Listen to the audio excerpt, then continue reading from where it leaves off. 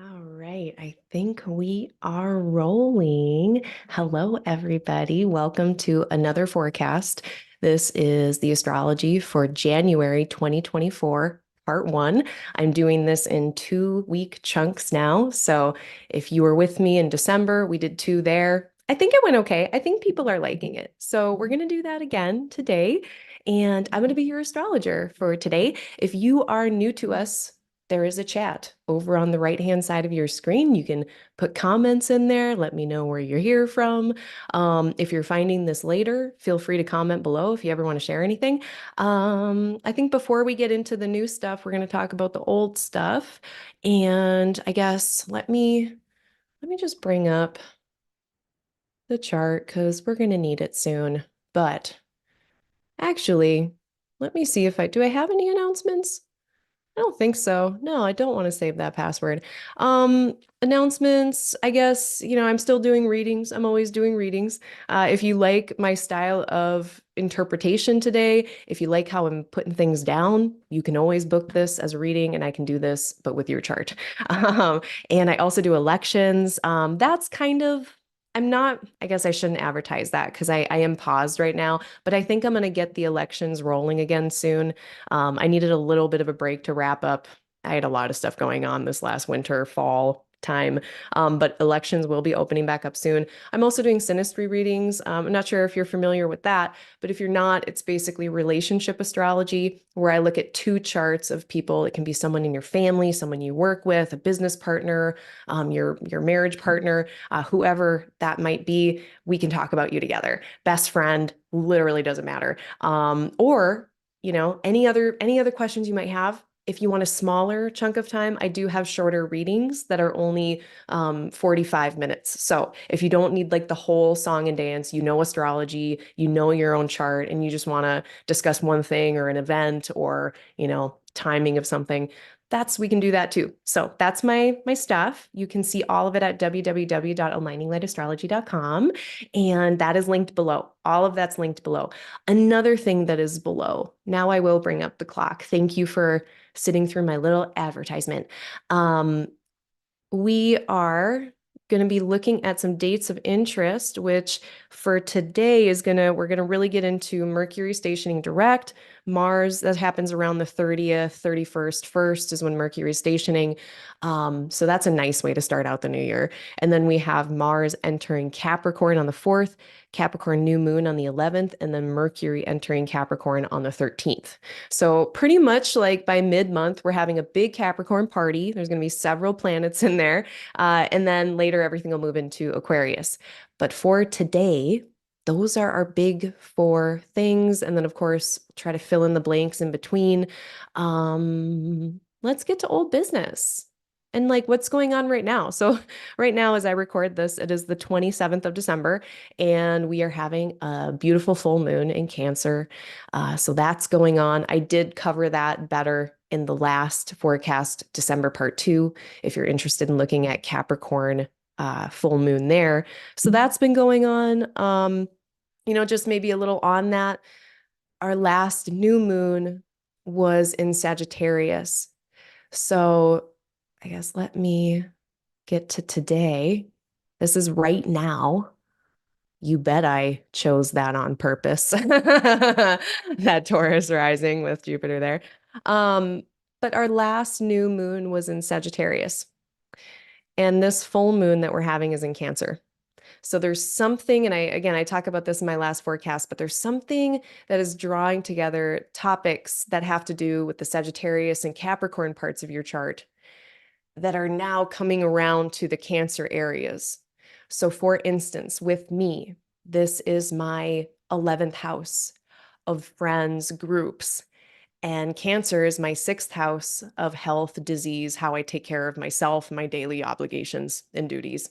And so I've been looking at, and this has been pretty much the biggest thing on the top of my mind in the last 2 weeks since that new moon there is like, how are my communities affecting my health? Because they're really stressful. The astrology community is so stressful that it makes me not want to be in it sometimes, to be perfectly honest. And I'm just being frank. I know there's other people out there that feel the same, and it goes up and down.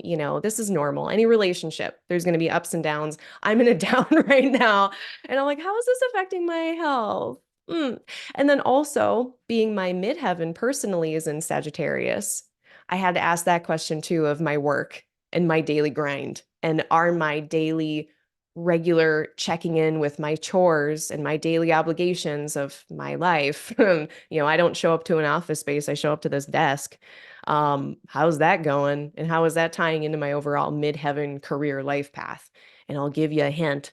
Worse, it's a struggle. It's always a struggle, right? So it's kind of directing my focus then at those topics of, how's that going for me? And that has been again in the last 2 weeks, especially with the holidays, my work-life balance and how I get it all done has been in the front of my mind. So, again, this is kind of an example and a demonstration I'm giving, not to just blab on about myself, but I think one of the best ways to use these forecast type content, whether it's coming from me or other astrologers, when you're trying to apply it to your own chart, what you want to do is look at the house topics. So for this person who may be Taurus rising, they might be looking at eighth house topics and third house topics, over the last 2 weeks. So, and seeing, what those, so you do have to be familiar with house topics. I do try to rattle them off a bit and keep us kind of oriented, but this is where, and I wonder if I link this below. I have a really great cheat sheet. I call it my astrology cheat sheet, and it is on the resources tab of my website, www.aligninglightastrology.com. I should have picked a shorter URL. It's a mouthful. Let me see. Did I link it? I didn't, but I need to start to. I'm going to find it really quick.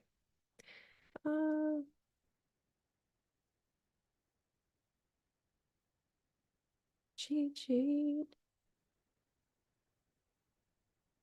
Oh, look, there's people here. There, I just put it in the chat. I'll add it below, but it is free and it is a thing that you can download. And it got a bunch of tables, including house topics. So look at Sag, look at Cancer, see what's going on in your life. That's the best way to use this. Let's look at who's here. Oh my gosh. Hello, Leland. Welcome. Thank you for joining me again. We got Holly, we got Cloxon coming back, we got Kelly. Thanks everyone for joining me today. If you have anything to share ever, just put it in the chat. Yeah, relationship astrology, Claxon, very helpful. Yeah, very, very helpful. I think that's why a lot of people get into astrology, right? And to figure out romantic stuff. Not saying that's what you are, but oh yeah, Kelly brings up a good point. I love finding astrologers who are also the same rising sign as me, because then when they're using themselves as an example, it's very applicable. I'm trying to think. I think I want to say no, I don't remember. I daren't say, but Chris Brennan too. He's an Aquarius rising, but he never talks about himself. So good luck there. That won't work with him. Hello from Portugal. Hi, Sylvia. Hi, Ada. Welcome back. You're on Christmas break with toddler. Oh, I don't think I realized you're a parent. Turning out. Oh, thanks for including me in your nap time while he's napping. I'm very honored. I know parents don't get a lot of time. So yeah, let's get back to the old business. So old business, Cancer, Cancer full moon that we're having right now, tying that to the Sagittarius new moon that we had a couple weeks ago. Old business. The retrogrades are still happening. We've got other stuff that's going on just right now. We've got Mercury retrograde with Mars today. I need to slow down, right? Mercury talking, Mars, effort and action and assertiveness, and then Sag, fire, very fast. This has been, and I keep seeing it. I've been seeing it all, the last good week. Going too fast, causing mistakes. Now, I will say, of course, during a holiday season when we're all unwrapping gifts, the probability of paper cuts is going to increase exponentially. But one way to avoid paper cuts is moving more slowly. So that was like an easy one. Misunderstandings, because people are going too quickly, right? So with words and logic and ideas as well, planning, assuming people know things or assuming people have the recipe or knew they were supposed to bring that dish, all kinds of things going awry the last week, big and small, I am sure. But yeah, slowing down. So if I make an error today, it's probably going to be because I'm going too fast. That's going on. That's going to be going on for a while. We'll see Mercury now. We'll talk about it stationing, moving into Capricorn in a minute here. Just know, wider picture, January 20th is the day when all of the Mercury retrograde stuff should be behind us. Yeah. So stationing. Jupiter is also stationing. So, that was one thing people were wondering about with this new year. Is it going to feel like a new year? Because last year, we definitely had, Mars was doing its retrograde stuff, stationing around January. Mercury was also retrograde well into January. And it wasn't until like, mid to end January into February, and then even March with Mars shifting signs again last year, that I think we started to feel some more forward progress or shifting or changes. This year, I think it's actually going to feel like kind of on time with the Gregorian calendar, which I personally have kind of like, I have to work with the Gregorian calendar because I live in society, but if I could choose not to, I wouldn't. But it's important. And a lot of, a lot of cultural stuff happens around this time in some cultures. So here we are. I think it's going to feel like a new year. I think it will. Now, this last thing I'll say about Mars, Mercury, Sagittarius, Mars is out of bounds. I normally don't talk about this too much just because there's so much else I want to focus on. But the bounds, they're more in terms of if you look up in the sky, it's not so much left and right, it's up and down. How high or low in declination are those planets compared to the ecliptic? That path that goes through the sky that all the planets follow, the ecliptic. How far above and below can planets really get?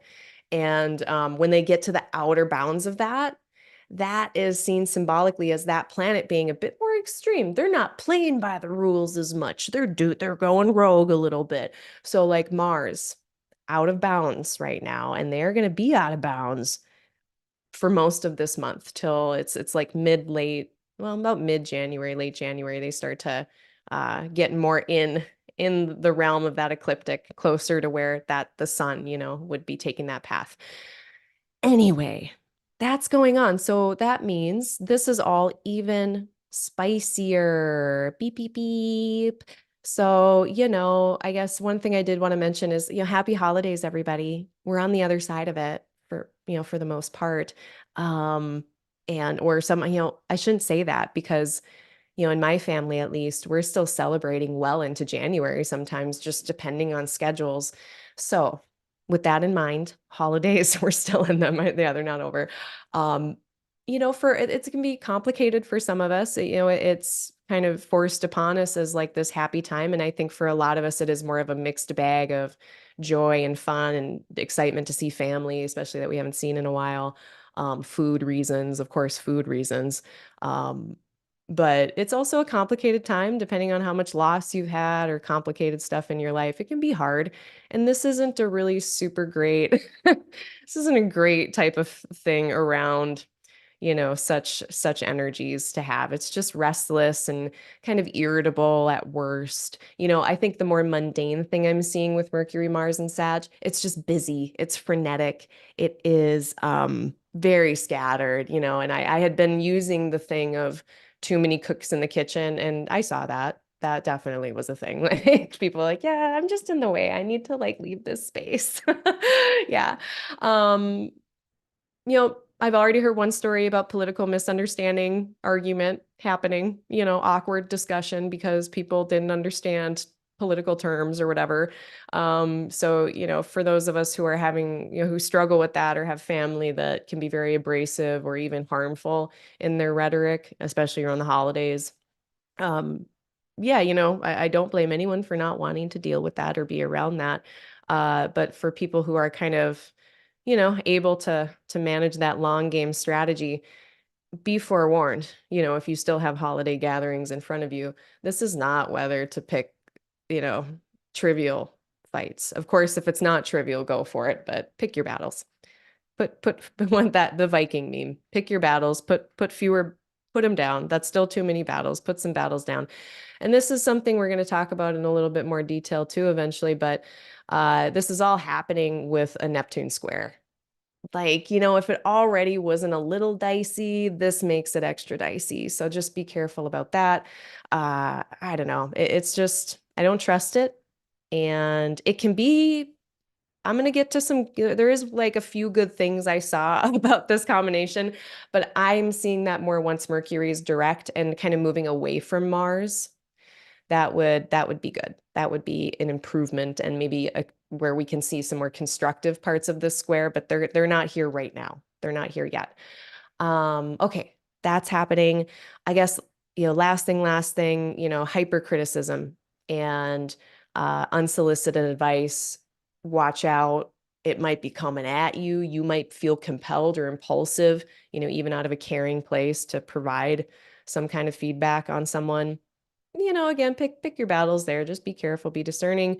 And it always helps. And this is something I learned from medicine, and I learned it the hard way, unfortunately. And, thank you to all the poor people who had to deal with me being a dingbat, like before I realized this. But even the smallest things, like offering people help, it helps to ask first if they want it. Even if people are like coming up to my counter as a pharmacist, that doesn't mean they want my help. Even if they're forced to pick up a prescription from their doctor, that doesn't mean they want my help or want to hear what I have to say. It's better to ask. If I am going to give someone a poem or something after our consult, because I like to do that, I'll be like, is it okay? Are you interested? Can I send you this thingy? And I've had people say, nah, I don't need anything. And it's cool and it's fine. But it's like this weather, especially, you are going to notice when you're not, when you do not have consent to provide that help, that assistance, that whatever it is, even as inspired as it might be. That's going on right now. This is really going to continue throughout January a bit, the first part of January. So I'm going to stop talking about that now. Let me talk about New Year's weather, and then we'll get into it. Um, New Year's weather, like, okay, starts off a little rocky, I think, because, and this is my theory. Headline, New Year's Eve, starts off rocky, ends up fun. And that is because this is my hypothesis. If we've got a Mercury ruled moon at this time on New Year's, well, let's back it up. I'm a little ahead here. I'm a little ahead of myself. Meep, meep. Okay. It's 7 p.m. It's New Year's Eve. We've got things to do. We've got a party to attend. I'm going to go to a concert. I'm going to go to some live music. It's going to be great. We are pretty much, yeah, very well. Moon is 6 degrees into Virgo. We're under the auspices of a Virgo moon, and I'm a very moon centric. It was a coinky dink with the name. I didn't mean for my name to be moon at the end. If you know the story, you know the story. But I am a very moon centric astrologer. I'm always kind of looking at the moon because hermetically speaking, the moon was that kind of antenna or signaling thing that links in with our antenna, bringing down the effluences of the planets to us.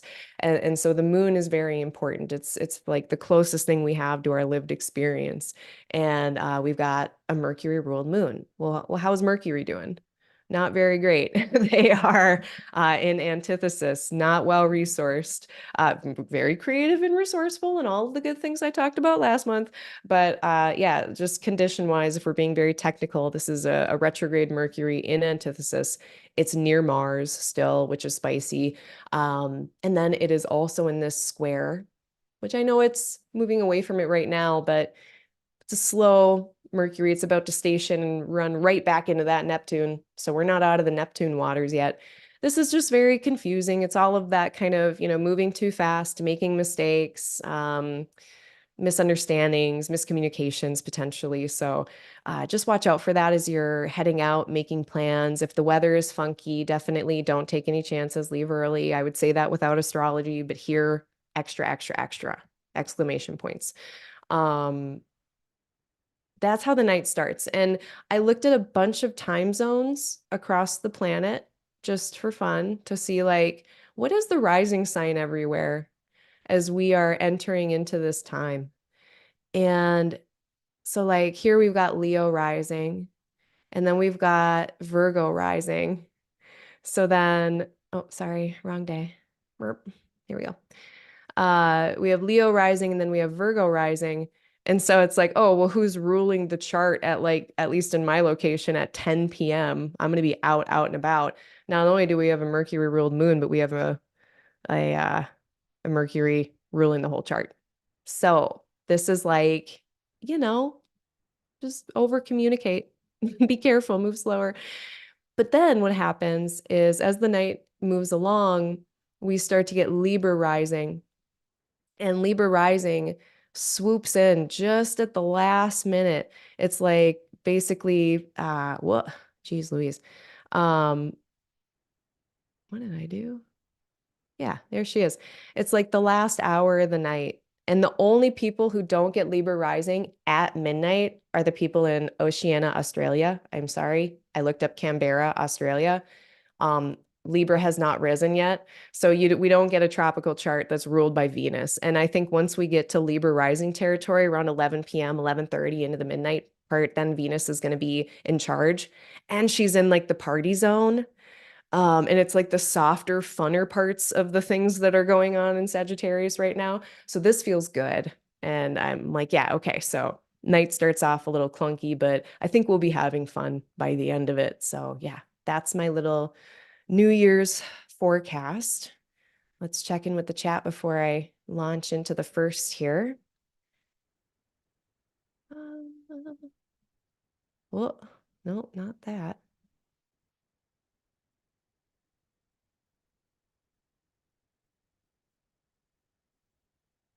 Oh, Adam, yeah, the bounds. And you know who's better at that? Spencer Michaud. Spencer Michaud's forecast, he talks about the bounds a lot more and better and brings them in a lot. I forget to look at them all the time.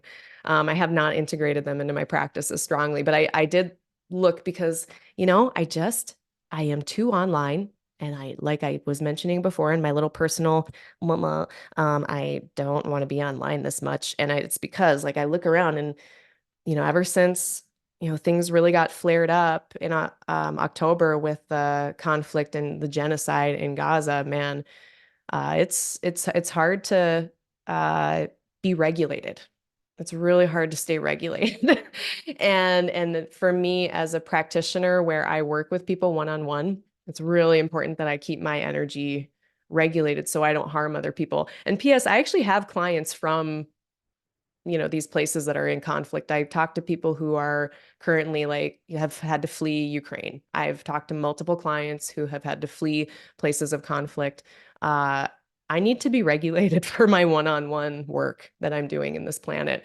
All to say, I don't even remember where I was going with that. But yeah, oh, Mars out of bounds. I was just looking around and I was having this personal quandary, how I was going to keep myself regulated. And I was like, why is everything so spicy? Where's Mars? What's Mars doing? And I looked and I saw the bounds. And yeah, it's like that bounds stuff. And I noticed too, like when the moon, I mean, more frequently is going to be out of bounds or whatever. Um, that's a good one to watch too. I'm such a moon. I have moon in Pisces and it's with Rahu and it's just way too moon.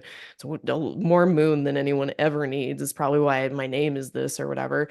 I notice when the moon's out of bounds. I notice. So let's all maybe that's our homework. That's our little It's Capricorn season. I'm giving out homework. It's my season.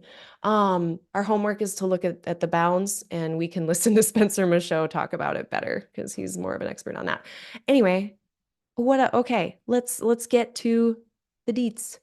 Oh hey Tara. Yeah. Remind me if it's Tara or Tara. I hope I have it right. It matters. Okay. So the first, Mercury stationing direct.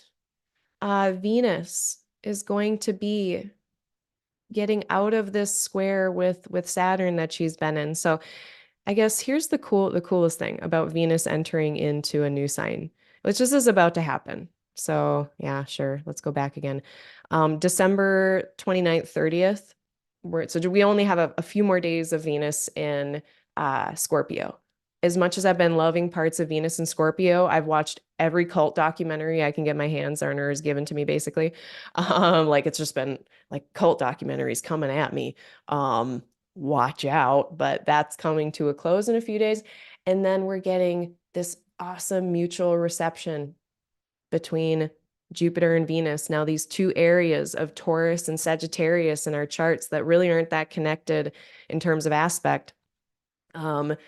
Now we get a bit of a loophole and we get a little bit of more connection between the topics of Taurus and Sagittarius. This is going to be very, very more I don't even, I hate the word functional, but when I'm talking about condition, this is very functional. It's more functional than it has been. And then whatever kind of restlessness or busyness that has been going on in Sagittarius, Venus comes in and softens things and cools things off a bit and helps us chill out a little bit and connect with whatever this abundance is or opportunity in Taurus that's been going on. So that's all happening. Okay, but as soon as she goes in here into Sagittarius in a few days, she's going to meet this square with Saturn. So there's going to be a bit of, it's not like fun and parties and just, everything as soon as Venus gets into Sag. We are going to have to deal with a little bit of like having to slow down, delay, maybe not be as expressive as we might want to be or fun or delightful as we might want to be otherwise for whatever reason. But then by the 1st of January, Venus is clearing that square. She's at, by the middle of the day where I'm at on the 1st of January, she is passed by at least some arc minutes. So she's separating from Saturn at this point. And now I think after January 1st, more and more we can start to feel what it's like to have this connection between Taurus and Sag, Venus and Jupiter, and just having Venus in a new sign that is, of course, much more bright, shiny, sparkly, enthusiastic, optimistic than more serious, survival, intensity-oriented Scorpio. Both are needed. So let's look then. Now, the first like 5 days of the month, a little pattern I noticed was this whole time, 2.5 days in Virgo, 2.5 days in Libra. So January 1st through the 5th, we're going to have a moon that is ruled by a planet in Sag. So for the first like good week of the month, we're going to be having a lot more focus. Well, not a good week, a lot of focus on the Sagittarius parts of our chart. So whatever is going on there, again, for me, that's my 11th. So I'll probably be busy in my 11th or with my midheaven. If it's your second, maybe it has to do with your money. If it's your 7th, maybe it's with your busyness with your partners or your partner is busy. So yeah, very focused on Sagittarius the first several days of the month. The first couple days, we've got a moon in Virgo interacting with Sagittarius. Watch your disgust responses, people. It can be it's like the moon sees all the details and all of those details are annoying. So now again, we have Venus and Venus is softening things a little bit, but if you're feeling the need to be super extra hypercritical to yourself, to your others, just do your best to be kind during the 1st and the 2nd. I say this because last month, this similar configuration was rocky. I didn't love it. Then on the 2nd, very much all the same stuff. So 1st and 2nd, kind of similar. 2nd, the main difference, January 2nd, is that the moon is just closer to Mercury and Mars and really completing those squares with them. I guess the, more constructive things, of course, 1st and 2nd of January, we're getting a really nice Earth trine between the sun. And it's still a pretty bright moon. So there's some action and activity in that moon. So 1st and 2nd might be really great days to just kind of keep your mind on your work, keep your mind on your own paper. Could be really constructive in kind of these more mundane, practical ways. So this would be like a great day to, tackle the returns. If you got some gifts that you don't like and you need to take them back, this would actually be pretty good weather for that. Very discerning. The moon's like, yeah, nah, we're not doing. I don't love those. I need a higher thread count. I'm sorry. Whatever it is. So that would actually be good. Then we got a Libra moon on the 3rd and the 4th. So now the interesting interactions here have to do with, I did bring Chiron in. There's some interesting Chiron things that come up. And Chiron for me is yeah, I agree it's the wounded healer. So definitely all of those archetypes of painful, especially repeatedly painful things. I call it the thorn in the paw. Just kind of there every once in a while, every few steps, you're like, oh yeah, that's right. That thing is there and it's painful. And kind of that journey of moving through that and on the other side, becoming maybe a mentor or a teacher to others who struggle with a similar thing. So, painful, but then some silver linings and also what comes in is mentor and teacher archetypes. So there may be, if you are in a learning environment or a training environment, this might be, something like that going on. But this is activated on the 3rd and the 4th. And the first thing that's going to happen, and this is all also what put my eye on it, was that this is leading up to the sun's square with Chiron. I have a feeling that, the thing here might be trying to, of course, that classic Aries and Libra balance of, how do I do my own thing, yet still compromise if needed. Compromising, but not people pleasing, And I think in this scenario, especially when the moon is pinging this on the 4th, um, or maybe it was the 3rd. Yeah, it's like in the 3rd into the 4th. Um, so if we're struggling with kind of like, I want to do this thing, but I need to compromise, I want to do my thing, but not people please. I think in that more modern contemporary approach of this T square and looking at this maybe release point with Sun in Capricorn, kind of choosing what is practical, rational, maybe not so much based on feeling or, if we're having a hard time deciding, maybe we're just having a hard time deciding on where to put our energy or our efforts. Then maybe we think about Capricorn. What is practical? What's rational? What's for the long haul? What's the long game here? Is this sustainable looking into the future for a long period of time? And if that's relational, how do I respond to this relational situation? Well, Capricorn, practical, down to earth, not really caring about bedside manner that much, but also, we we know that we have to work together for the next 10 years. I'm not going to be an asshole. That's Capricorn. They're not totally uncaring or unfeeling, but the motivation behind it is like what is, especially we're going to talk about that new moon in Capricorn in the 3rd decan, where stability and security, the 4 of Pentacles, is such a big deal. So, even in the beginning of January before that new moon, and this is the last closing square leading into that new moon. Yeah, what is practical, sustainable? If you're having troubles deciding something or knowing how to navigate a situation, go with the Capricorn way, So that's 3rd, and then leading into the 4th, then we also get, now this is one of the bigger events, is Mars entering into Capricorn. So January 4th, now Mercury gets cooled off because they're not dealing with kind of that, even just like that drive and motivation. Mercury is able to maybe settle a little bit into whatever mutable ether it's in. um, but now it's entering into, not only that maybe if Mars is hot, it's being cooled down now by Earth and Saturn's auspices.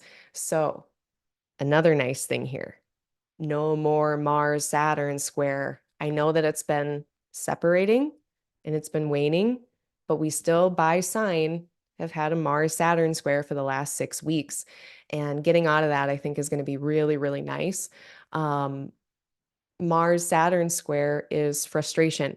So if we've been feeling frustrated, especially by delays, a lack of progress, if, Mars has been really passionate and kind of feisty in Sagittarius, it's convicted, it believes this thing and it wants to act on it and wants you to act on it, and it knows exactly what it knows, I have Sagittarius planets.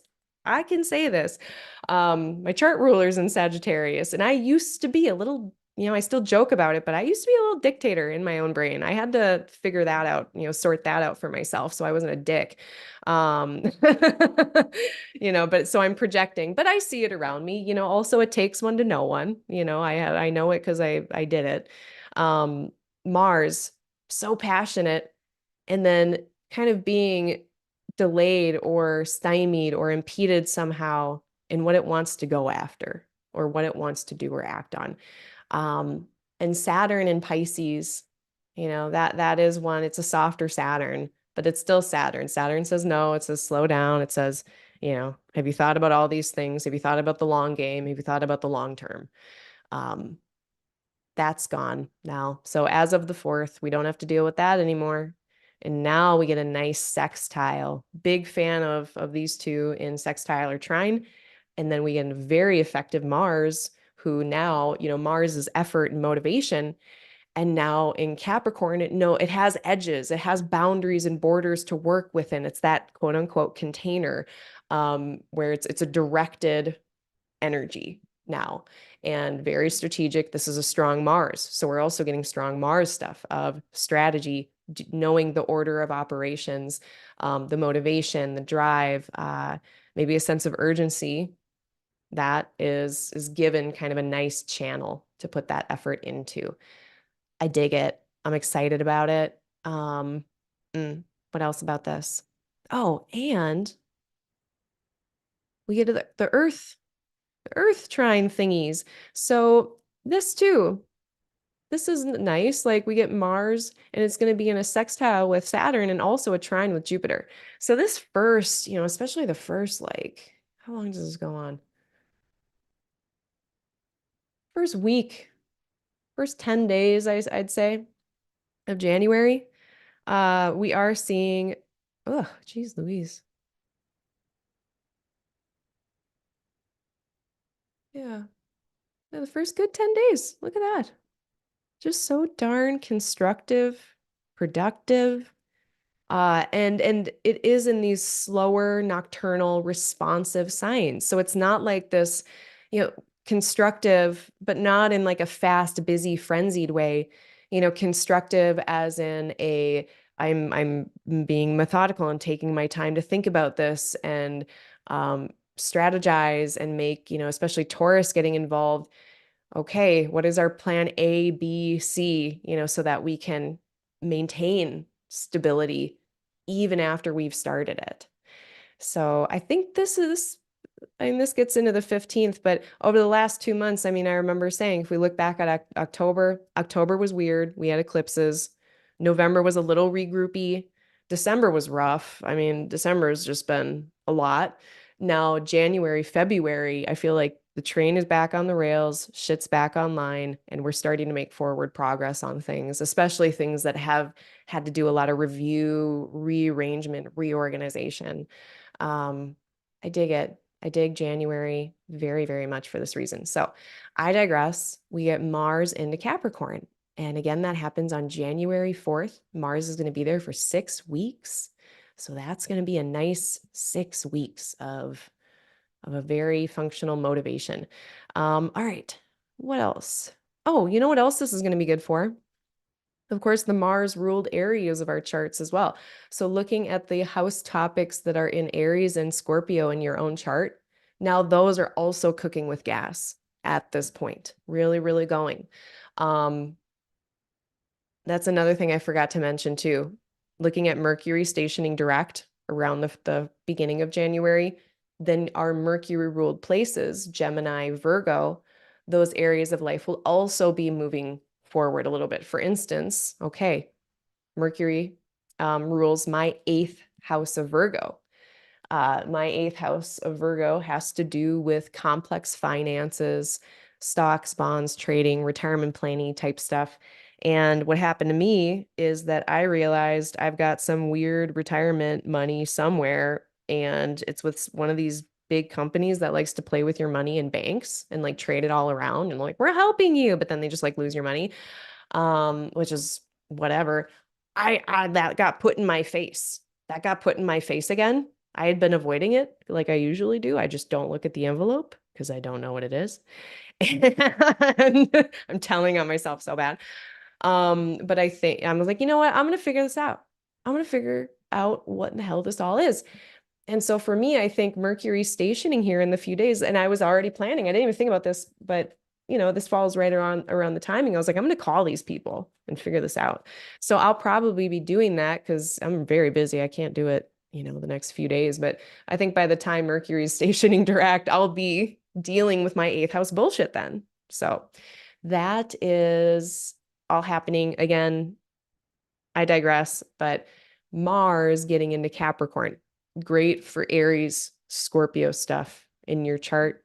Check out what house topics that is going to relate to.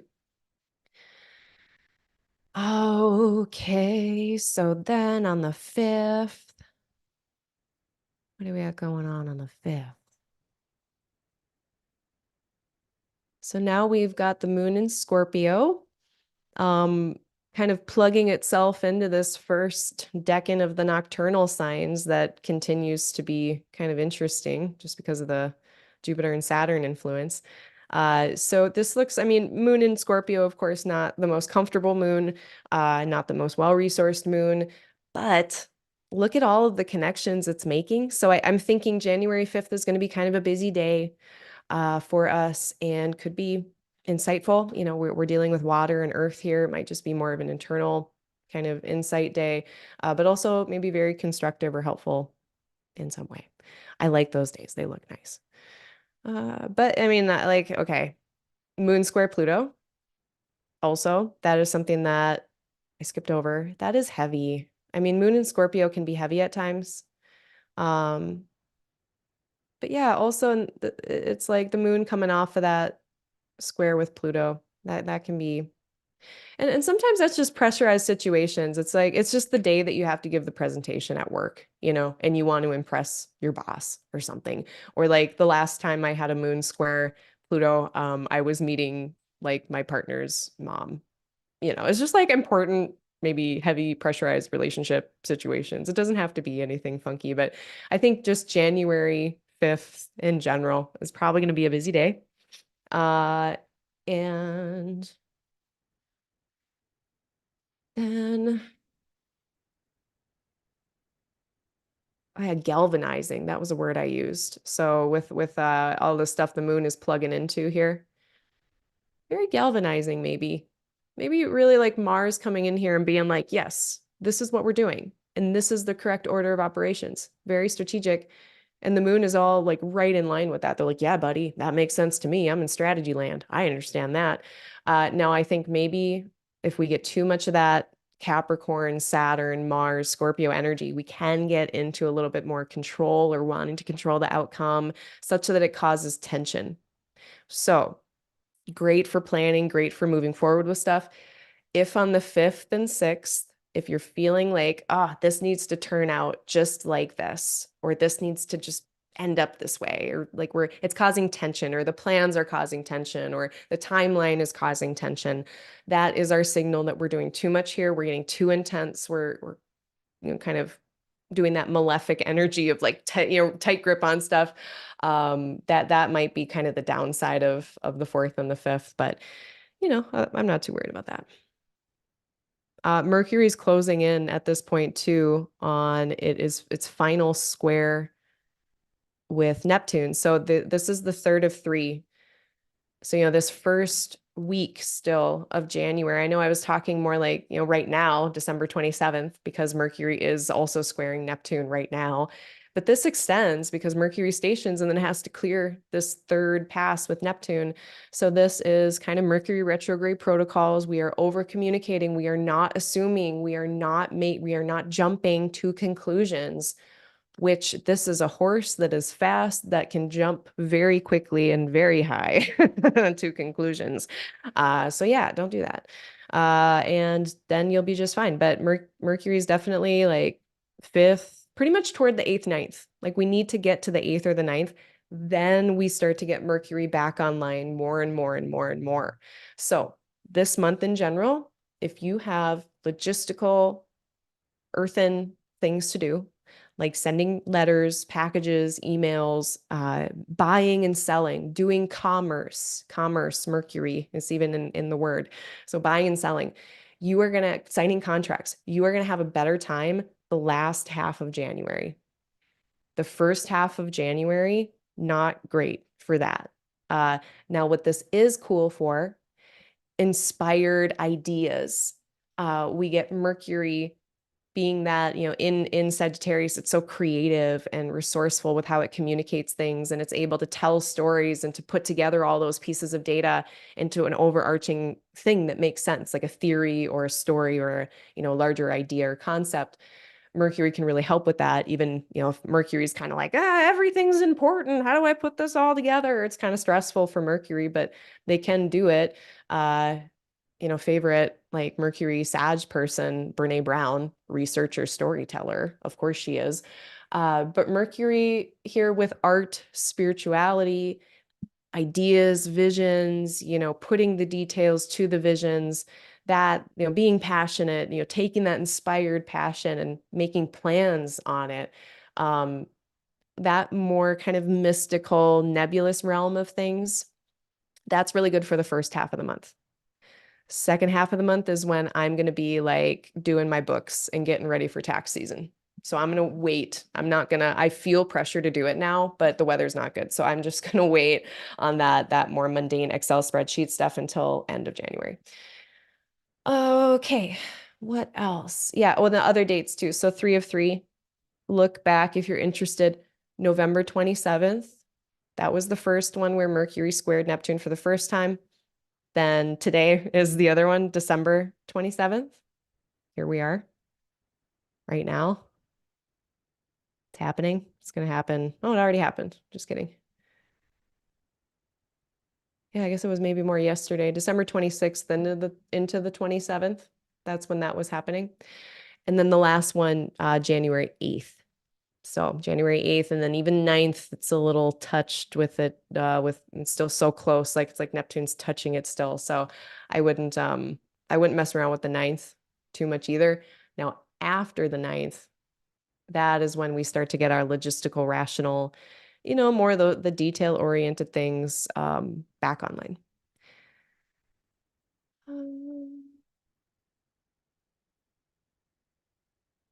Yeah, and the moon. The moon just also really touching on that as well. Showing us with its, granted, it's pretty much an invisible moon at this point. But moon is really pinging that Mercury Neptune square, and that is on the 8th. So, inspired action, don't jump to conclusions. La, la, la, la.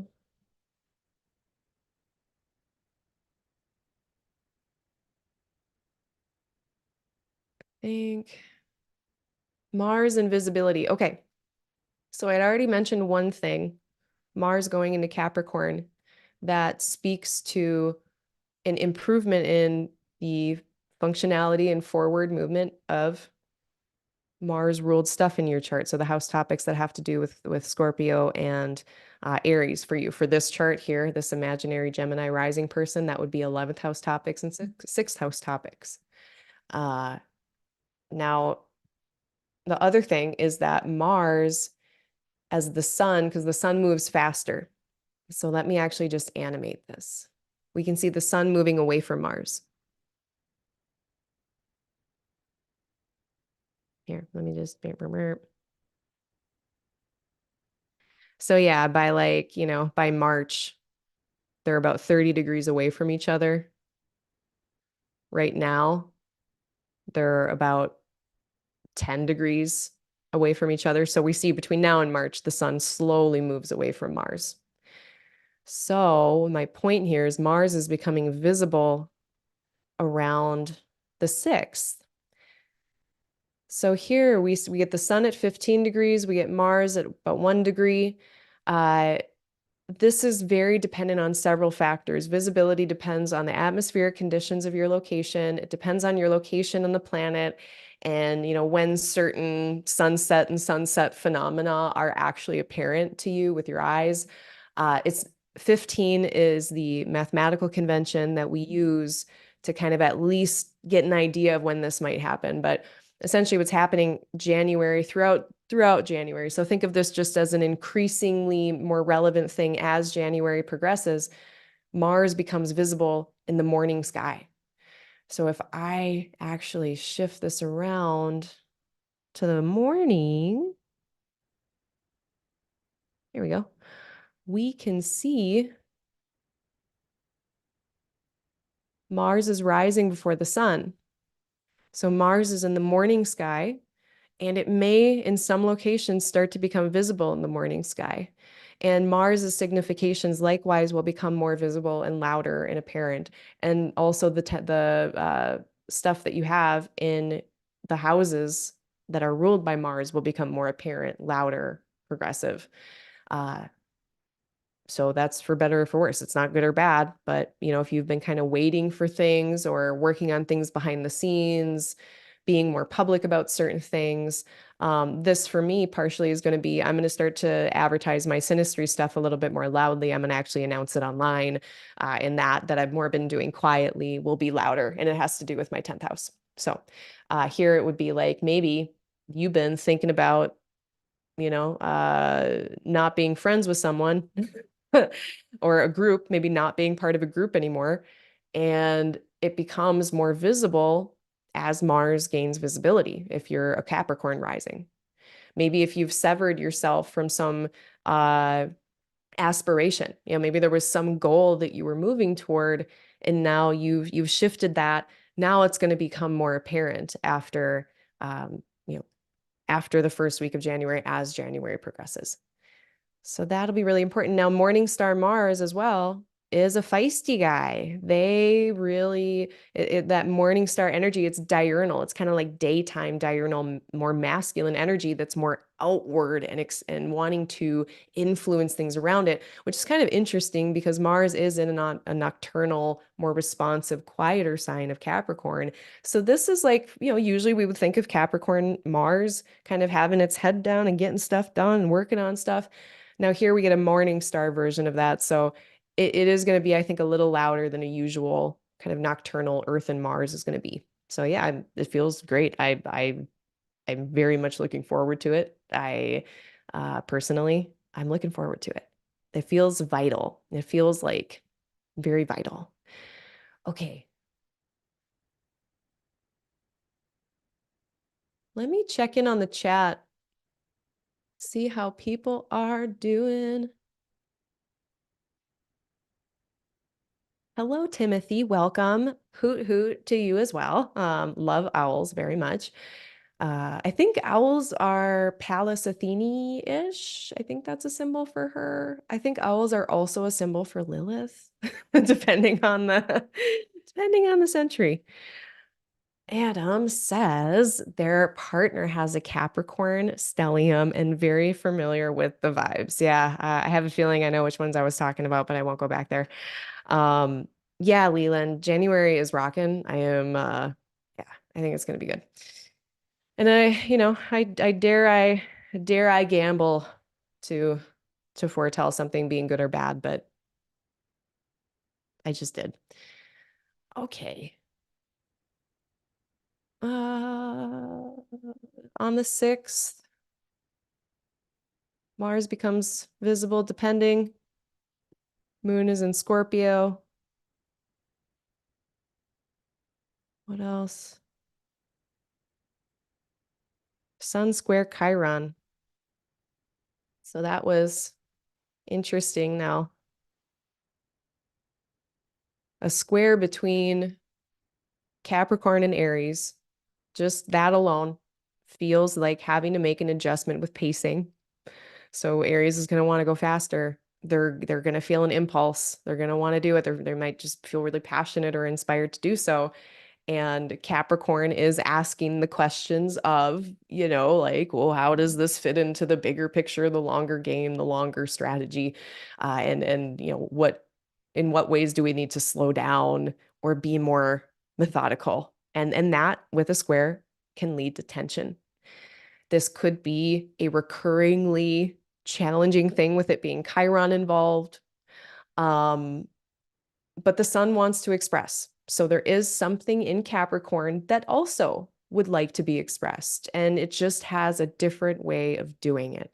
So it's kind of like, how can we put together these energies of Capricorn that want the more delayed gratification with Aries, who kind of wants to do it right now, though, and wants it to work right now, or is just dealing with a sense of urgency about it, even if they don't want to do it right now, but they just feel like they have to for some reason, or they have to do this or they have to do that.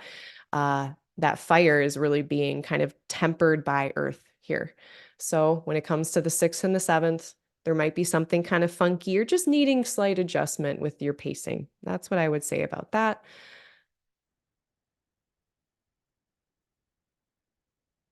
And then the sun, it's going to be squaring Aries, but then it's moving into a trine with Uranus. And it's going to be a bit of a part of this new moon in Capricorn as well. So that really starts to heat up January 7th, 8th or so.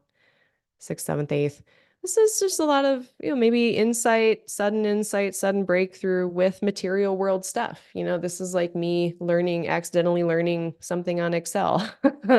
Or this is, some maybe way to distribute resources in a way that makes more sense. Maybe you're moving stuff around in your bank account. Oh, actually, T. Susan Chang. This is going to come up, and I know I'm going to talk about the third decan of Capricorn, from 36 Secrets in a minute. But just Capricorn as a whole, the whole sign of Capricorn has this energy of wanting to, yes, begin and start things, but really it's Earth. It wants to maintain things, and it's Saturn. Saturn is a thing of long-lasting things. It's a planet of long-lasting things. So it is, because it's Saturn, we're always going to have this longer time frame in mind.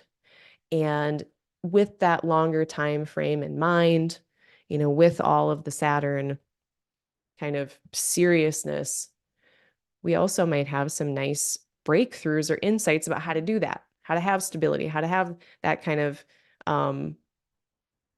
the kind of, I guess, with the sun, order in how we maintain resources. So that is nice. It also, anytime the sun is jiving with Uranus, I feel like we're also a little bit more emboldened to just kind of do our own thing and be ourselves and just try new things. We just feel more able to do that with the trine. And I think that's really helpful in places that otherwise might have a harder time with trying new things.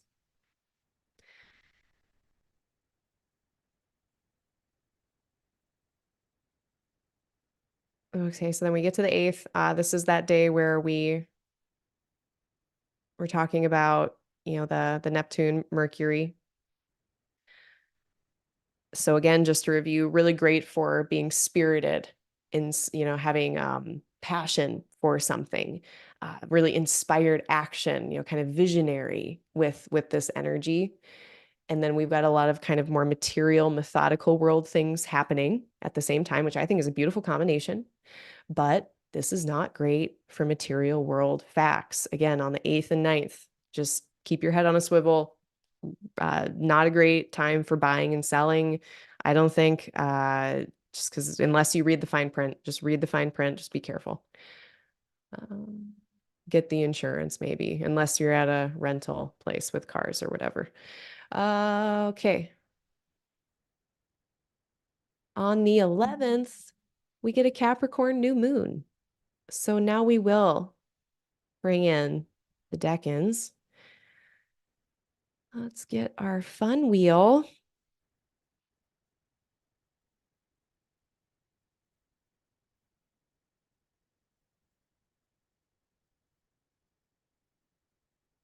So this happens at 20 degrees 44 minutes of Capricorn, which puts us in the solar decan. So the sun is going to be in its own decan, which gives it a few more space points, a little bit more ability to navigate Capricorn well. And it's also going to be in the bound of Venus. We got the Venus bound. So there is, more softness, relational aspects to this new moon. We're thinking about maintenance of resources, distribution of resources, creating, building, but with other people maybe, or with other people in mind. If it has nothing to do with people, it could instead be, how am I distributing resources, sustaining all of this with my values and ethics in mind? Venus is what we value, which when we think about what we value, that can also be ideas, that can be how we feel like people should be treated. And then we get more into this heady, Libran type of deal. So this could be about new contracts, bringing in relational stuff, and thinking about too, Saturn is exalted in Libra. This is definitely about committed structures and relationship. This could be a brand new start or a new beginning of some kind, having to do with how you share things with other people, or how you share your resources with other people, or some kind of committed relationship in the material world, business partnery stuff. Could be anything like that. Pluto is nearby. It's a little pressurized, of course. Things might feel really heavy or weighty, or like there's like a chessboard, and like some of the game pieces I just can't move and I have to work around. That could be it. So beware of that. Uh, but overall, it's like I'm looking at the condition of this new moon. Yeah, moon is an antithesis. It's hard for the moon to find that soft kind of, what are my personal singular needs and how do I get those met, or in a smaller group, like a family, for instance, but it doesn't have to be like a blood family. In my small group, what are the needs and how are they being met? And it's difficult to do that here for the moon. So that's not great. But at the same time, they're in an earth sign. Moon likes that. Moon likes being in a nocturnal sign. And even though Mars is here, I'm not worried about that because Mars is exalted. They are on the same team as the moon. They're both night planets, nocturnal planets. So, and the moon is also benefiting in a way from Mars's really great resourcing here, having all, kind of either having all of the resources it needs to build or take action how it wants to do that. Or if we think about this like, mm, no, it's gone. I lost it. I don't know what my thought was, but um, moon, I would say condition wise, does benefit from Mars being here more than it harms it, even if you're a day baby. Uh, this isn't comfortable for the moon. It's not comfortable. This isn't like the moon is getting soft, squishy blankies and stuff to reset and write in my journal and get ready for the next month ahead. This is more like, hey, moon, here's the battle plans. Here's all the stuff you have to do to make it happen. And it's not comfortable, but it is effective. It feels very effective. So I think you're getting what I'm putting down. The other thing to note here is Mars and Saturn, who rules this, so Saturn can see them, so that's great. It's plugged into this first decan stuff again that I had mentioned before. So we're getting Jupiter in a trine relationship. We're getting Saturn in a sextile relationship with the new moon, with Mars. So bringing in Pisces and Taurus as well, looking at those, how all of these areas of your life can work together.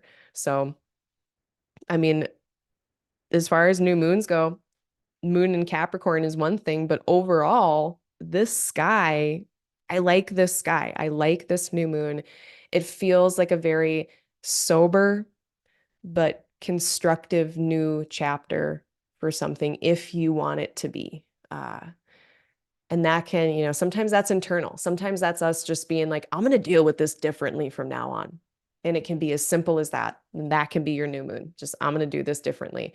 And maybe no one else will ever know. Uh, Yeah, and then again, with all of that kind of sober, more realistic energy, I think having some of this Pisces, Sagittarius stuff happening, that kind of inspiration and optimism and inspired action, that paired with all this sober realism stuff between the Earth planets, that feels like a good combo to me.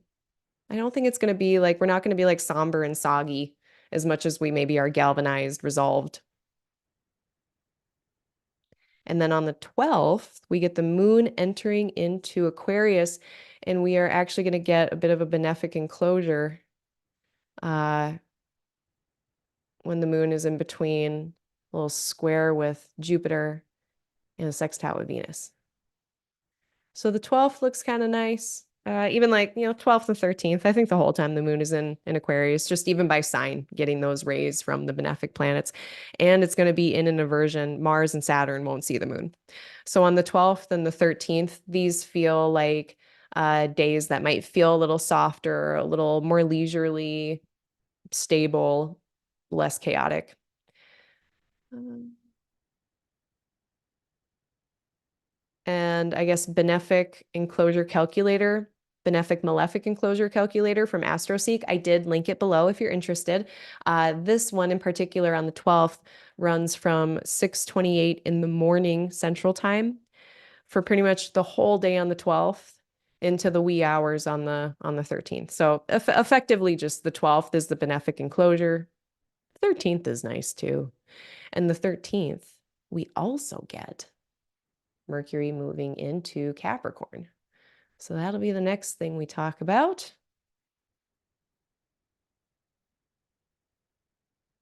Now we got things rocking. Now things are really going. So this is where it's pretty much right in the middle of the month.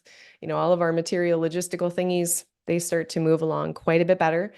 Now it is safer, I think, to do commerce, to do some buying and some selling. Lunar phase aside, I will say that's something I need to get better at and I want to get better at. Uh, just for my own edification of like buying and selling and moon applications, moon separations, that's very important. So there is a whole subtle world of that. So when I say like, maybe poor weather, better weather for buying or selling, that is very 9,000-foot view. But overall, like I'm looking at Mercury for commerce, Mercury for the exchange of something, for communication. And when we buy and sell, there is a ton of communication that happens and sometimes a ton of travel. I think about, my brother going to like, he'll drive to the next state to go get a truck or a tractor or something like that. So Mercury is part of that a lot.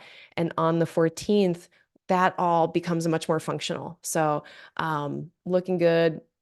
We are getting some of that exalted Mars party stuff, energy, resources, lots of leadership and vitality happening. So whatever Capricorn is in for you, that part of your chart, things should be moving along here in some kind of direction.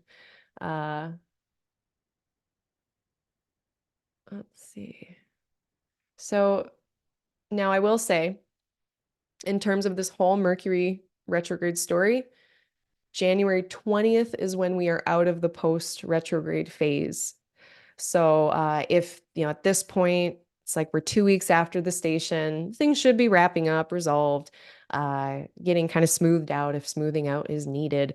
But wait till at least wait till the 20th. Wait till the 20th to really see things in the rearview mirror if Mercury has been a challenge. And then also knowing that now the planet that's in charge of Virgo, the planet that's in charge of Gemini, Mercury is going to be able to run these places a bit differently and I think a bit better. I shouldn't say better. It is so context specific. Remember Brene Brown. But practically speaking, if I want Gemini to run like Gemini and I want Virgo to run like Virgo, now we have a little bit better of a chance. So look to those areas for a shift. Did I also miss? No, I don't think I missed any Mercury visibility things, did I?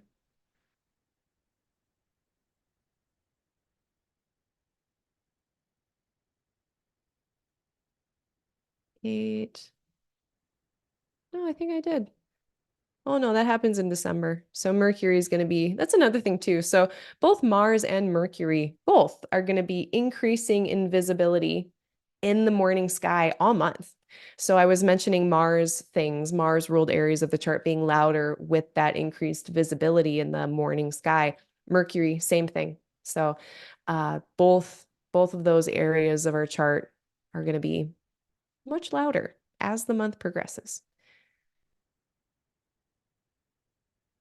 So just the last few days, my next forecast is not going to be until the 16th. I'm actually going to be on a silent retreat the 12th through the 14th, and I need the 15th to try to come back to like my usual routines. So I'm not going to get back to this till the 16th. So I at least want to take us through to then. Uh, so we get our benefic enclosure, nice little pocket to do anything um, in general. And then we get the moon in Pisces on the 14th with Saturn. There's a little bit of a technically a malefic enclosure here, but it's all soft aspects. That's the thing. There's a couple malefic enclosures this month, but they're like between sextiles and trines or conjunctions with Mars, Saturn, and like it's like a conjunction with Mars when they're in good shape. It's not like the worst malefic kind of interaction the moon is going to have. So I chose not to highlight those this month for that reason. If you do the Astrology Calculator, you'll see them on there. But the aspects are kind of what make me they're not like on my threat level thing. Um, but in any event, another one on the 14th of those kind of mild things. This just it feels like, yeah, I mean, at least for me, moon in Pisces, it's not like one that springs forth into action. But it is in communication with a lot of other energies where, again, it might be a good day to, just have more internal kind of constructive experiences. But otherwise, it does look very, very chill, very functional. Yeah, 14th. I don't mind it. No, this is happening though. The sun is applying to Pluto. And I mean, this is, again, it can just be those very normal, natural situations that feel heavy, that feel like they're out of our control. Like I have to give this presentation by Friday, and my boss's boss is going to be there, and I don't want to deal with that, but it's coming. So that is the vibe of this. It could also have to do with power dynamics, and more of the corrupt, worse kind of scenarios. This could be, I'm trying to apply for some kind of government assistance, but I make $5 over the threshold, and I don't qualify for it, and there's nothing I can do about it.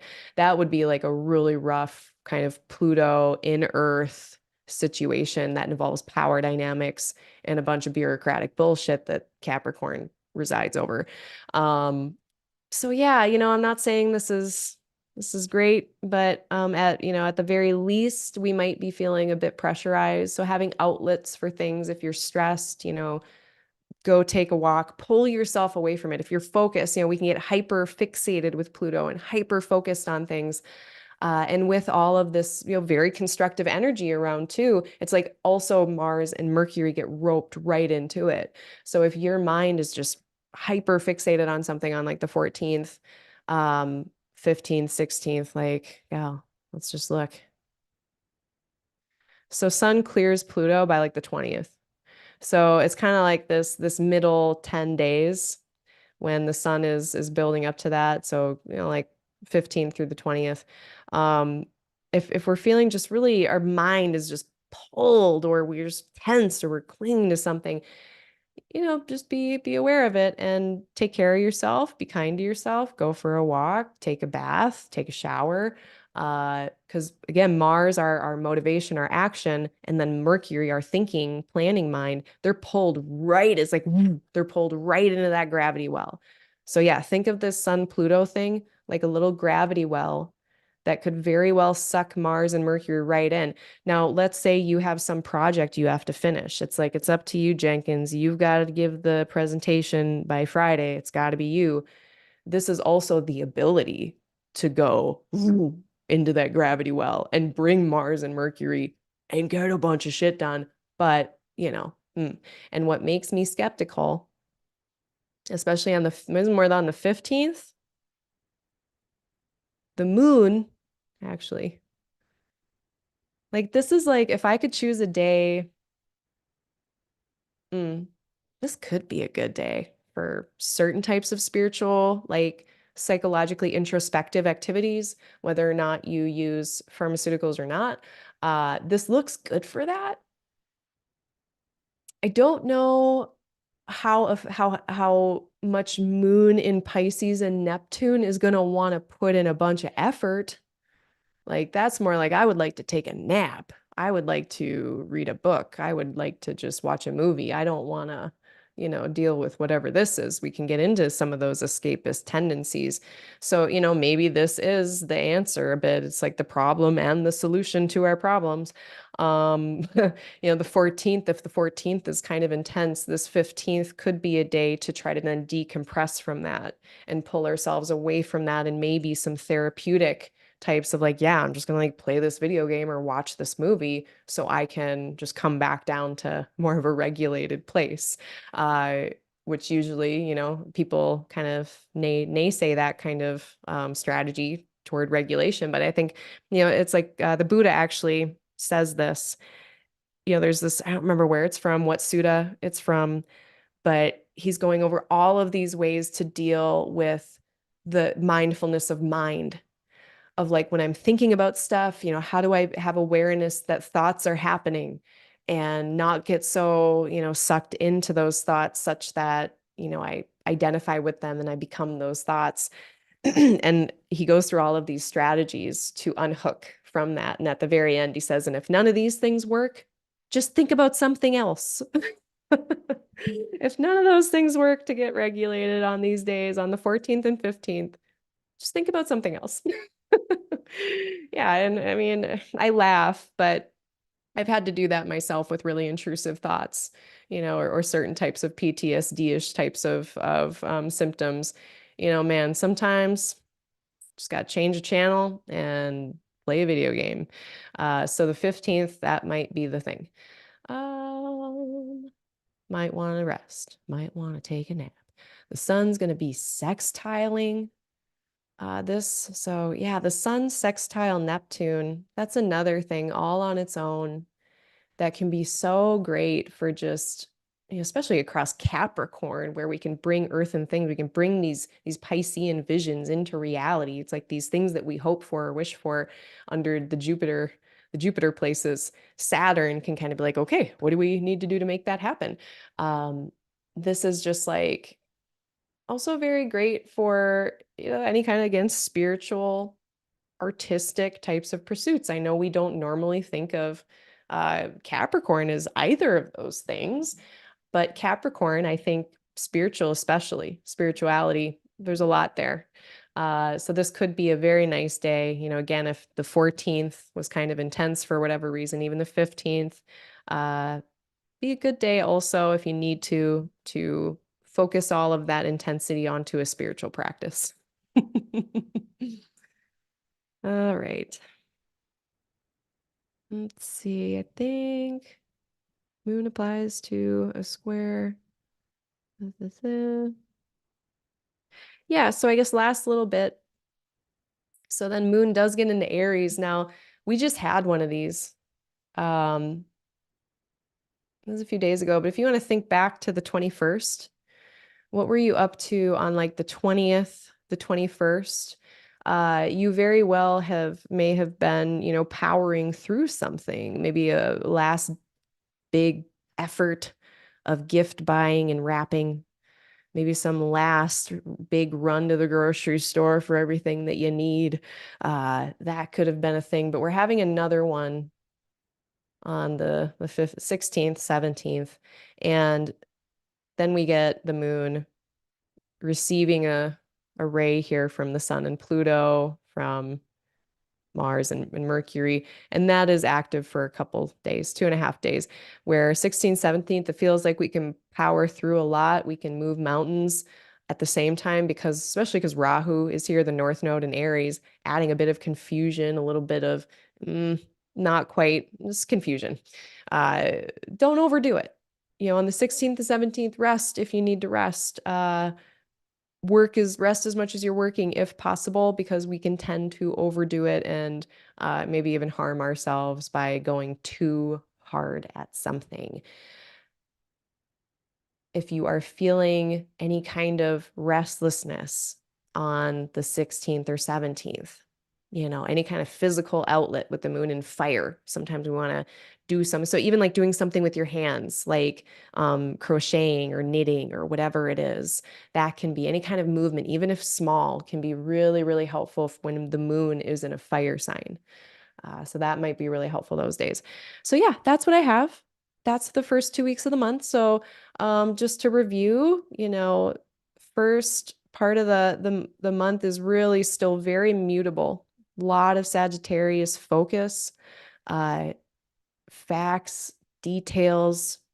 Be careful about them the first half of the month. If you've got logistical, methodical stuff, save it for the second half of the month. Potentially a lot of breakthroughs and insights with that Sun Uranus trine, or the ability to maybe express ourselves or be our authentic selves a little easier. A lot of constructivity with this first decan. Oh yeah, I need to talk about that new moon a little bit more too. I forgot to bring in the decan thing. I went right over it. Uh, Mercury and Mars becoming visible this month. So then knowing that, Mercury stationing direct, Mercury becoming visible, Mars becoming visible, Mars having a big dignity increase, improvement. All of those Scorpio, Aries, Virgo, Gemini house topics for you should be very active this month, moving forward, progressing. So that's an important thing. Yeah, I think those are the main points. On this Capricorn new moon, let's go back and so I was mentioning a lot about stability, about the maintaining of resources. If we think about the first decan of Capricorn, it's a lot about, like Austin Coppock talks about, choosing a place, or uh, you know, basically knowing where to plant, knowing where to build, and having an intelligence about that. It can also be about the Two of Pentacles, balancing, juggling different material world things and having to be kind of flexible with that. I believe this is also a mercurial ruled part of, let's just bring up the wheel. Merp. Yeah, it's the Mercury bound, this first part too. So we have to be very flexible. It's very, Jupiter ruled as well. This first part of Capricorn, there's a lot of exploration that is still happening. When we get to the third decan, whatever we built, whatever we put together, put in all that martial effort in the middle decan to create something, to begin something in a cardinal sign. In the third decan, we are trying to hold on to it, trying to keep it going, and do so in a way that is sustainable. Do so in a way, I mention all the time this kind of invisible umbilical cord between Cancer and Capricorn, that when things are working really, I guess functionally, it's like, yes, we're building, we're beginning, we're starting these big things, but we're not forgetting that, we also need to have lunch breaks, and we need to take care of ourselves and have time off. And, hopefully America will figure this out, but have proper parental leave, like maternity leave and paternity leave. Like that's, when there's a big imbalance between Cancer and Capricorn. But part of the conversation really should, Saturn should be, how do we do this humanely as well? So this new moon, what are our needs? How do we build, structure our lives such that things feel healthy, comfortable, are healthy, comfortable, safe for the long term? So with that in mind, let's look at this 36 Secrets by T. Susan Chang. And I love just kind of flipping back sometimes to the last part, where they give a rundown about just the everyday occurrences that they see of a tarot card. So here the Four of Pentacles, and if you're not familiar with the Four of Pentacles, it is this kind of king looking guy who's he's got his feet on a pentacle, right? I'm looking at it right now. Yeah, he's got a foot on each. I don't know if this counts as copyright infringement, but um 2 feet, one on each pentacle. He's holding a pentacle in his arms like it's like a stuffed animal. He's trying to hold right onto it. And then he's got one pentacle balancing on his head. And it's like if we think about pentacles as like maybe earthen resources, earthen material world stability, really like we see him holding on to that security. So this is what they see sometimes when they pull this Four of Pentacles card. I'm just going to draw or read it verbatim. It says, I draw the Four of Pentacles less than other cards. Still, it turns up in ways that are easy to understand. She says that there are four of them in their immediate family. So sometimes it appears when all four of them are doing something. They talk about having a lot of things come up with vehicles or cars because of the four wheels, like just that very visual, like and numerical, like four of something, bringing together four of something. They also talk about that they've gotten it on days when they're transferring money from one account to another, working on their Quicken, which is it's like a accounting, I think, type of software for money. Um, Days where their husband was building a chicken coop, construction project, literally. Um, let's see. Talks about getting it reversed and then things with four wheels going awry, like car accidents, or not that anyone's going to get into a car accident, but it's like four of something not going well. So yeah, like then the takeaway. When you draw the Four of Pentacles, security and stability rule the day. You may be hijacked by nesting instincts. It is easy to observe good Four of Pentacles practices, making the choice to bank your paycheck that week rather than spending it, if possible.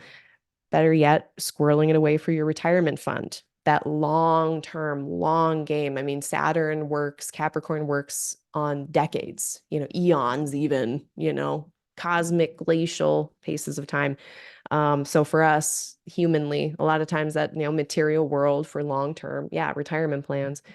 And T. Susan Chang says, save your work frequently when you have an open document, so you don't lose your work, whatever you're constructing, even if it's on your laptop. And for heaven's sake, call your mom. I guess we're supposed to also call our parents. But in any event, yeah, what are we building? What are we constructing? Is it there for the long term? How are we keeping that in mind? And, maybe situations are pressurized. Maybe there are some things that are out of our control with this new moon on the 11th. And maybe we have to move around those things. But I think with Mars here, Saturn viewing with a sextile, yeah, Jupiter coming in with a trine, sextiling the planet, ruling the lunation.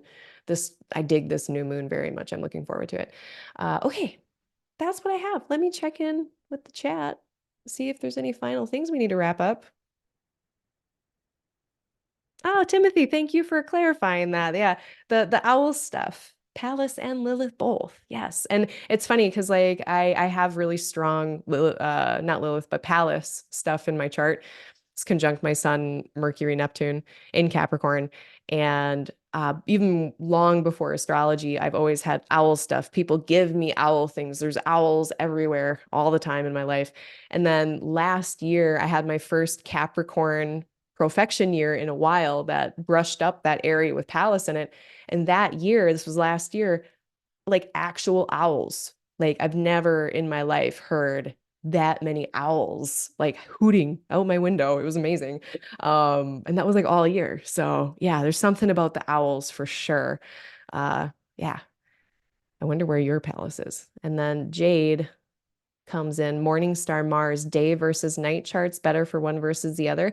That's a great question, Jade. I think you could make a case for that. I think all of these like layering of planetary conditional elements, like layering of all of these elements that make up the condition of a planet, yeah, you could look at like an overall, very nocturnal chart, and then, Mars being a day or morning star, how does that interact with the rest of the chart? That's a different question though, that also I think is in here. So yeah, I guess condition wise, like let's say you have a night chart and Mars is a morning star.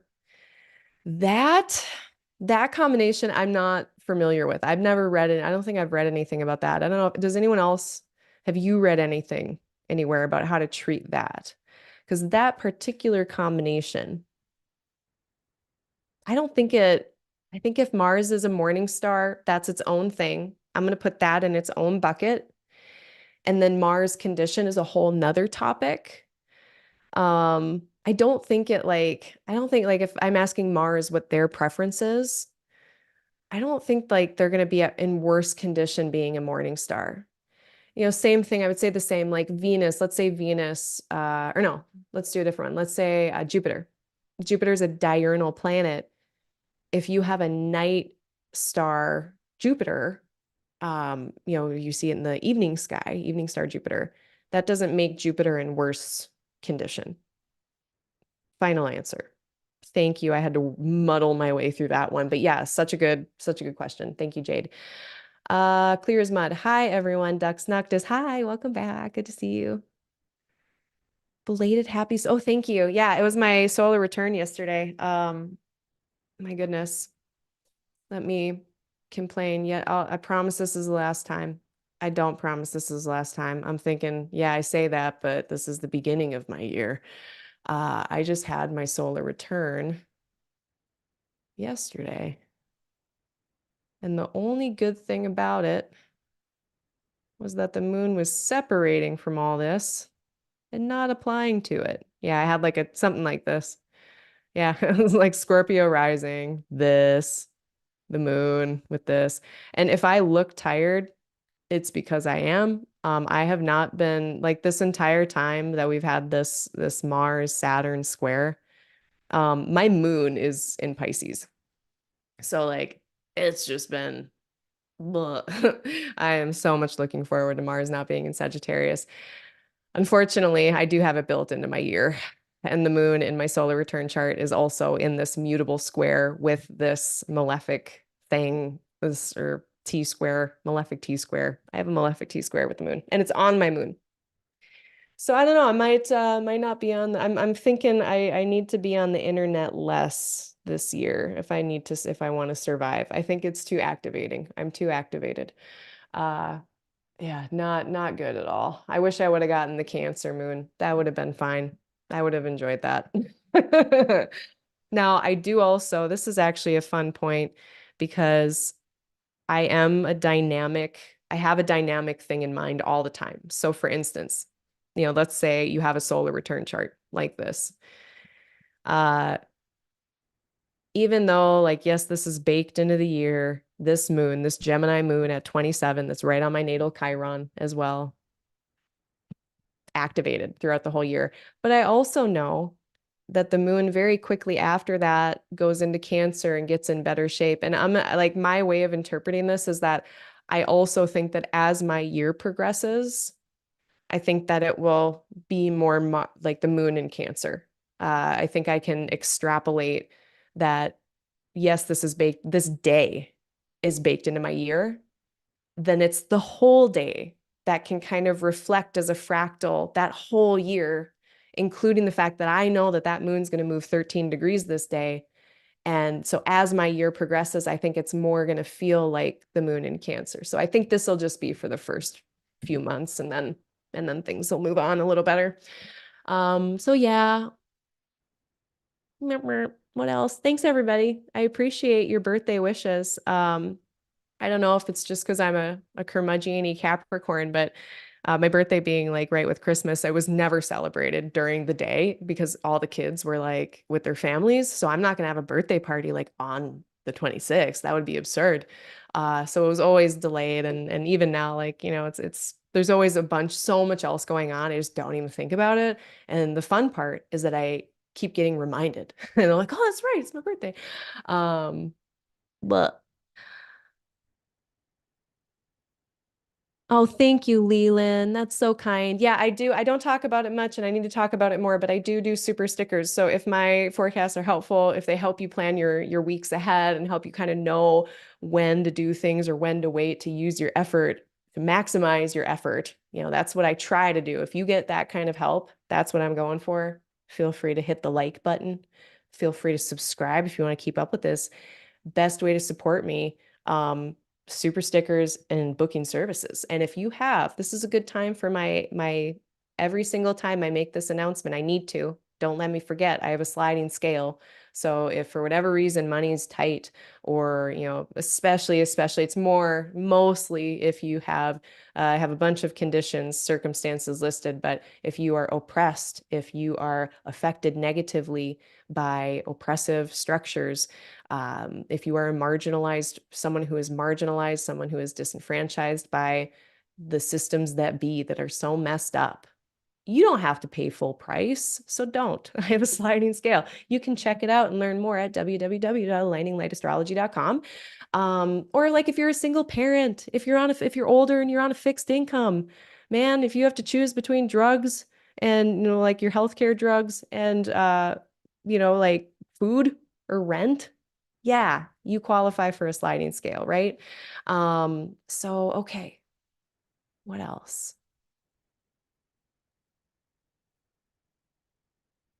Da-da-da. Yeah, Leland gives maybe a really nice way of putting it for the month ahead. If you get overloaded, dive under them waves. Dive under the waves. Take a break. Yeah, that's everything. Well, thank you so much, everyone. I really appreciate you tuning in. And I will be back on the 16th. So if anyone has any questions between now and then, you can email me at aligninglighastro@gmail.com. And again, my website is www.aligninglightastrology.com. I am Dr. Claire Moon, and this has been another forecast. And I'll see you even sooner than that. Um, will I see you sooner than that? I will. I'm going to see you on the 11th. I'm doing an office hour. So this is my astrology Q&A. I do it the second Tuesday of every month at 7 p.m. Central Time. It's 8 p.m. Eastern Time.